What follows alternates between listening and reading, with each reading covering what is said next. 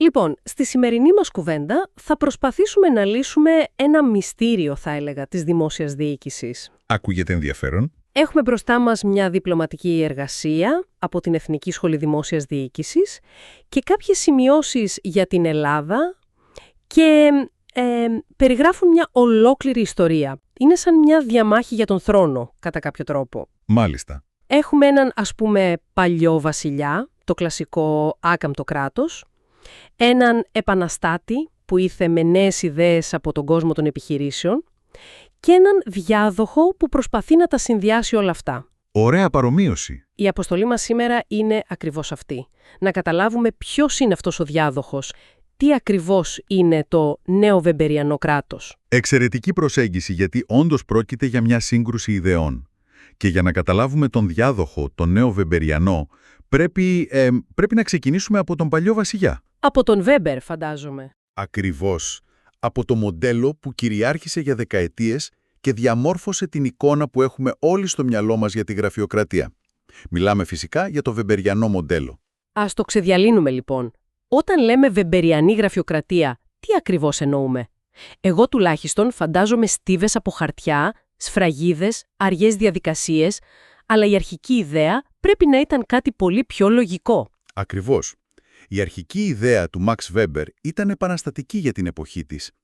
Ήταν μια προσπάθεια, να αντικατασταθεί η αυθαιρεσία των ηγεμόνων και το ρουσφέτη. Ναι. Με κάτι ορθολογικό, κάτι σχεδόν επιστημονικό. Φαντάσου μια καλοκουρδισμένη μηχανή. Μια μηχανή. Ναι. Έχει μια αυστηρή πυραμίδα ιεραρχίας, όπου όλοι ξέρουν πού αναφέρονται. Λειτουργεί βάσει ξεκάθαρων, γραπτών κανόνων που ισχύουν για όλους. Η δουλειά είναι σαφώς μοιρασμένη. Και το πιο σημαντικό, ποιο είναι? οι υπάλληλοι προσλαμβάνονται με βάση τα προσόντα τους, όχι τις γνωριμίες τους. Ο στόχος ήταν η σταθερότητα, η προβλεψιμότητα και πάνω απ' όλα η αμεροληψία. Ακούγεται ιδανικό στα χαρτιά ομολογουμένως. Μια τέλεια, απρόσωπη μηχανή που εφαρμόζει τον νόμο. Πού στράβωσε το πράγμα? Τι συνέβη και αυτή η μηχανή που φτιάχτηκε για σταθερότητα άρχισε να θεωρείται πρόβλημα? Αυτό που συμβαίνει συνήθως.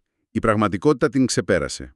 Οι μεγάλες οικονομικές κρίσεις της δεκαετίας του 70 ήταν, θα λέγαμε, η αρχή του τέλους. Η πετρελαϊκή κρίση και όλα αυτά. Ακριβώς. Ο πληθωρισμός κάλπαζε, η παραγωγικότητα έπεφτε, η οικονομία είχε βαλτώσει. Και ξαφνικά το κράτος προστάτης άρχισε να μοιάζει με κράτος βάρος. Θεωρήθηκε τεράστιο, δυσκίνητο, αναποτελεσματικό. Και πανάκριβο. Και πανάκριβο βέβαια. Μέσα σε αυτό το κλίμα γεννήθηκε ο επαναστάτης που είπες πριν. Μια ριζοσπαστική ιδέα που ονομάστηκε νέο δημόσιο management. Νέο δημόσιο management. Ο τίτλος και μόνο παραπέμπει σε επιχείρηση. Η κεντρική ιδέα ήταν, υποθέτω, ας διοικήσουμε το κράτος σαν να ήταν η Apple ή η Google. Αυτή ακριβώς ήταν η φιλοσοφία. Η εισαγωγή της λογικής και των εργαλείων του ιδιωτικού τομέα στον δημόσιο. Η διπλωματική εργασία που έχουμε τα αναλύει πολύ καθαρά. Για πες. Πρώτον και βασικότερο, έμφαση στο αποτέλεσμα. Όχι πια ακολούθησα τη διαδικασία, αλλά τι κατάφερα. Μέτρηση της απόδοσης, στόχοι, αξιολόγηση. Οκ. Δεύτερον, η εισαγωγή του ανταγωνισμού. Το κράτος δεν έχει πια το μονοπόλιο. Μπορεί να ιδιωτικοποιεί υπηρεσίες ή να κάνει εξωτερικές αναθέσεις, αυτό που στα αγγλικά λέγεται contracting out. Δηλαδή, για να το καταλάβουμε με ένα απλό παράδειγμα, αντί να καθαρίζει ένας δήμος τους δρόμους με δικούς του υπαλλήλους, προκυρήσει διαγωνισμό. Και αναθέτει τη δουλειά στην ιδιωτική εταιρεία που θα το κάνει καλύτερα ή φθηνότερα. Ακριβώς αυτό. Κατάλαβα. Ένα άλλο στοιχείο ήταν η διάσπαση. Φαντάσου ένα τεράστιο, μονολιθικό υπουργείο. Η ιδέα του agencyfication, όπως λέγεται, ήταν να το σπάσουν σε μικρότερα, πιο ευέλικτα κομμάτια. Σαν ανεξάρτητες αρχές. Ας πούμε ναι, ανεξάρτητες αρχές ή οργανισμούς που το καθένα είχε μια συγκεκριμένη αποστολή και μπορούσε να κινηθεί πιο γρήγορα. Και τέλος, μια τεράστια ιδεολογική αλλαγή. Ο πολίτης αντιμετωπίζεται πλέον ως πελάτης. Περίμενε, εδώ θέλω να σταθούμε λίγο. Η ιδέα του πολίτη ως πελάτη ακούγεται μοντέρνα, αλλά μήπως είναι και λίγο προβληματική? Σαφώς και είναι. Ένας πολίτης έχει δικαιώματα και υποχρεώσεις απέναντι στο κράτος, δεν είναι απλώς κάποιος που αγοράζει μια υπηρεσία. Ένας πελάτης, αν δεν του αρέσει το προϊόν, πάει στην επόμενη εταιρεία. Ένας πολίτης δεν μπορεί να πάει στο επόμενο κράτος. Βεβαίως. Και είναι μια από τις κεντρικές κριτικές που οδήγησαν στην αμφισβήτηση του νέου δημοσίου management και στην αναζήτηση μιας εναλλακτικής. Γιατί εδώ ακριβώς ξεκινάει η μεγάλη διαίρεση. Δηλαδή? Αυτή η επανάσταση του management δεν σάρωσε τα πάντα με τον ίδιο τρόπο. Υπήρξε αντίσταση. Αυτό είναι πολύ ενδιαφέρον. Άρα δεν πήδηξαν όλες οι χώρες στο τρένο του κράτους επιχείρηση. Καθόλου. Τι έκαναν οι υπόλοιπες? Το αγνόησαν τελείως και έμειναν κολλημένες στο παλιό δυσκίνητο μοντέλο ή βρήκαν έναν τρίτο δρόμο? Βρήκαν έναν τρίτο δρόμο. Και αυτό είναι το κλειδί για να καταλάβουμε τι είναι το νεοβεμπεριανό κράτος. Οι αγγλοσαξονικές χώρες, όπως η Βρετανία της Θάτσερ ή η Νέα Ζηλανδία, υιοθέτησαν το νέο δημόσιο management σχεδόν ως θρησκεία. Τους λένε επανιδρυτές. Ναι, οι μελετητές τους αποκαλούν επανιδρυτές, reinventors, γιατί προσπάθησαν να ξαναφτιάξουν το κράτος από την αρχή. Όμως, οι περισσότερες χώρες της Ηπειρωτικής Ευρώπης, Γερμανία, Γαλλία, οι σκανδιναβικές χώρες, αντιστάθηκαν. Η παράλωσή τους ήταν διαφορετική, βασισμένη στην ιδέα του κράτους δικαίου, του γερμανικού Rechtsstaat, όπου η νομιμότητα και ο δημόσιος χαρακτήρας των υπηρεσιών είχαν τεράστια σημασία. Εδώ λοιπόν έχουμε τη σύγκρουση των δύο κόσμων που λέγαμε στην αρχή. Από τη μία, η λογική της αγοράς που λέει «τρέξτε το κράτος σαν επιχείρηση» και από την άλλη, η παράδοση του ευρωπαϊκού κράτους που λέει «όχι, ο ρόλος μας είναι διαφορετικός». Ακριβώς. Το νεοβεμπεριανό κράτος είναι κατά κάποιον τρόπο το αποτέλεσμα αυτής της σύγκρουσης. Ακριβώς. Είναι το υβρίδιο που γεννήθηκε από αυτή τη σύγκρουση. Οι χώρες αυτές δεν ήταν απλώς αντιδραστικές, πρόσεξε. Αναγνώρισαν ότι η παλιά βεμπεριανή μηχανή είχε σκουριάσει. Χρειαζόταν αναβάθμιση. Ναι, χρειαζόταν αναβάθμιση. Αλλά αντί να την πετάξουν και να την αντικαταστήσουν, επέλεξαν να την εξυγχρονίσουν. Γι' αυτό οι μελετητές Πολίτ και Μπούκαρτ, που αναφέρονται εκτενώς στη διπλωματική, τις χαρακτηρίζουν εξυγχρονιστές, modernizers. Εξυγχρονιστές, όχι επανιδρυτές. Ακριβώς. Το νεοβεμπεριανό κράτος είναι η προσπάθεια να παντρέψει τα καλύτερα στοιχεία του παλιού κόσμου με τις απαιτήσεις του νέου. Ωραία, ας το κάνουμε πιο συγκεκριμένο. Τι ακριβώς κράτησαν από τον παλιό βασιλιά, τον Βέμπερ, και τι δανείστηκαν από τον επαναστάτη, το management, για να φτιάξουν αυτό το υβρίδιο? Κοίτα, ας δούμε τα συστατικά του. Τα στοιχεία που διατήρησαν από την κλασική βεμπεριανή παράδοση είναι 3 και είναι θεμελιώδη. Για να δούμε. Πρώτον, επιβεβαιώσαν ότι το κράτος παραμένει ο βασικός εγγυητής και διαχειριστής των λύσεων. Δεν αποσύρεται απλώς για να αφήσει την αγορά να δράσει. Οκ. Το κράτος έχει τον πρώτο ρόλο. Δεύτερον, κράτησαν ως βάση την νομιμότητα, δηλαδή την αντιπροσωπευτική δημοκρατία και το διοικητικό δίκαιο. Οι αποφάσεις παίρνονται από εκλεγμένους αντιπροσώπους, όχι από μάνατζερ. Λογικό. Και τρίτον, διατήρησαν την ιδέα μιας ξεχωριστής δημόσιας υπηρεσίας με το δικό της ήθος που υπηρετεί το δημόσιο συμφέρον. Αυτά είναι τα βεμπεριανά στοιχεία, τα κλασικά. Ποια είναι τα νέο στοιχεία? Τι έβαλαν μέσα στη μηχανή για να την κάνουν να δουλέψει καλύτερα στον 21ο αιώνα? Εδώ βρίσκεται η καινοτομία. Το πρώτο νέο στοιχείο είναι η εξωστρέφεια. Εξωστρέφεια. Ναι, μια στροφή από την εσωστρεφή αυταρέσκη γραφειοκρατία σε μια κουλτούρα που ακούει και ανταποκρίνεται στις ανάγκες των πολιτών. Όχι πια αυτοί είναι οι κανόνες μας, αλλά ποιο είναι το πρόβλημά σας και πώς μπορούμε να το λύσουμε. Προσανατολισμός στον πολίτη. Ακριβώς. Το δεύτερο είναι ο εκδημοκρατισμός των διαδικασιών. Προσθέτουν στοιχεία διαβούλευσης και άμεσης συμμετοχής. Όπως οι δημόσιες διαβουλεύσεις για τα νομοσχέδια. Ακριβώς.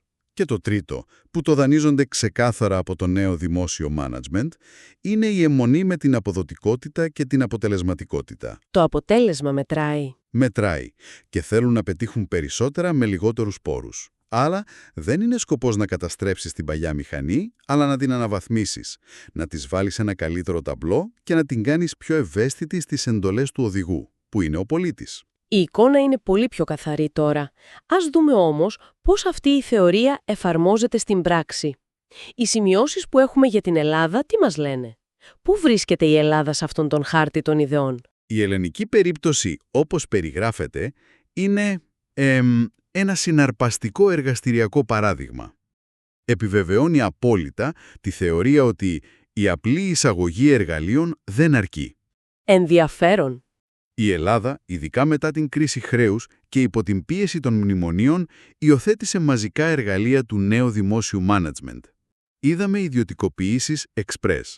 Ο ΠΑΠ, τραϊνώσε, αεροδρόμια. Ακριβώς.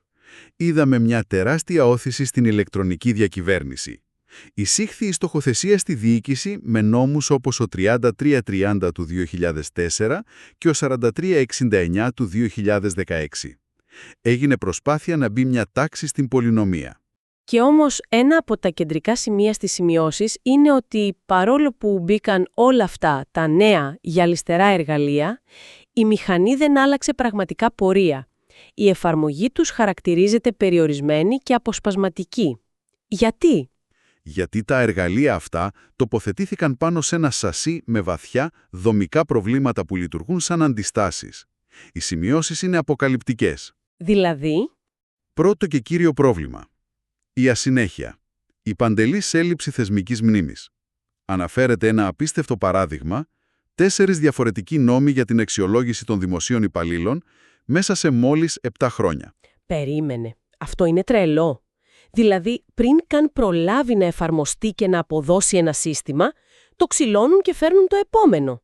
Ακριβώς. Είναι σαν να αλλάζεις τους κανόνες ενός παιχνιδιού ενώ οι παίκτες ακόμα παίζουν. Ακριβώς. Καμιά μεταρρύθμιση δεν προλαβαίνει να ριζώσει.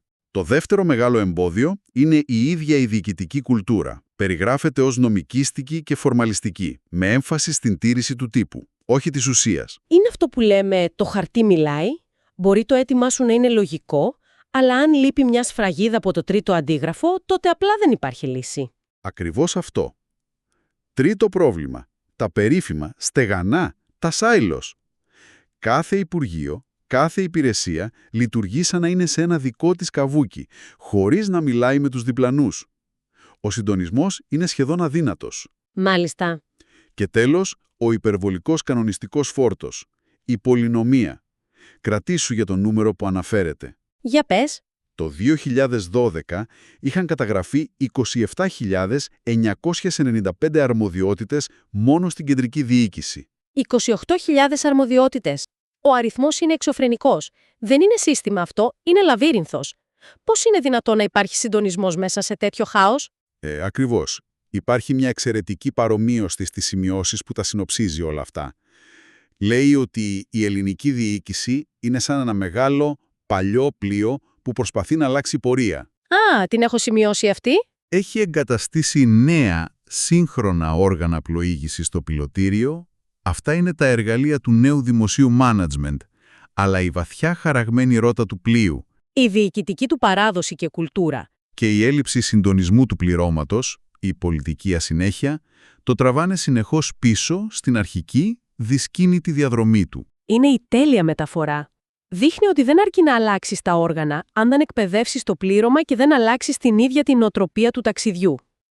Πάντως, οι σημειώσεις κλείνουν με μια πιο αισιόδοξη νότα, αναφέροντας την εθνική ψηφιακή στρατηγική. Ναι, γιατί προσπάθειες όπως αυτή, με τους 7 άξονες της, δείχνουν μια στροφή. Αν για αποσπασματικά εργαλεία, υπάρχει μια προσπάθεια για ολιστική αλλαγή που συνδυάζει την τεχνολογία με την απλούστευση των διαδικασιών. Που είναι πιο κοντά στο νεοβεμπεριανό μοντέλο. Ακριβώς. Είναι πολύ πιο κοντά στη φιλοσοφία του εξυγχρονισμού και της βελτίωσης, παρά στη ριζική και συχνά βίαιη αποδόμηση που πρότεινε το καθαρό νέο δημόσιο management. Άρα, για να τα συνοψίσουμε όλα, το νεοβεμπεριανό κράτος δεν είναι απλώς μια ακαδημαϊκή θεωρία. Είναι η πραγματική, ζωντανή προσπάθεια πολλών κρατών να βρουν μια ισορροπία. Μια ισορροπία. Ανάμεσα στην παράδοση της σταθερότητας και του κράτους δικαίου και στην ανάγκη για εξυγχρονισμό, ταχύτητα και αποτελεσματικότητα. Είναι η αναζήτηση μιας καλύτερης δημόσιας διοίκησης σε έναν κόσμο που δεν περιμένει κανέναν. Ακριβώς. Και αυτό μας αφήνει με μια τελευταία προκλητική σκέψη. Η διπλωματική εργασία που μελετήσαμε δεν σταματά εδώ. Κοιτάει προς το μέλλον. Και τι βλέπει? Αναφέρει ένα πιθανό τρίτο διάδοχο σχήμα. Τη διακυβέρνηση της ψηφιακής εποχής. Digital Era Governance. Σε αυτό το μοντέλο, η τεχνολογία πάβει να είναι απλώς ένα εργαλείο. Γίνεται ο ίδιος ο πυρήνας της διακυβέρνησης. Οπότε το ερώτημα που μένει να αιωρείται είναι το εξής. Μήπως όλη αυτή η μεγάλη συζήτηση μεταξύ της βεμπεριανής παράδοσης και του management πρόκειται σύντομα να ξεπεραστεί από κάτι εντελώς νέο. Από την ίδια την τεχνολογία. Ένα μοντέλο που δεν θα καθοδηγείται από κανόνες ή από στόχους, αλλά από αλγόριθμους, μεγάλα δεδομένα και ψηφιακές πλατφόρμες. Ένα ερώτημα σίγουρα για περαιτέρω σκέψη.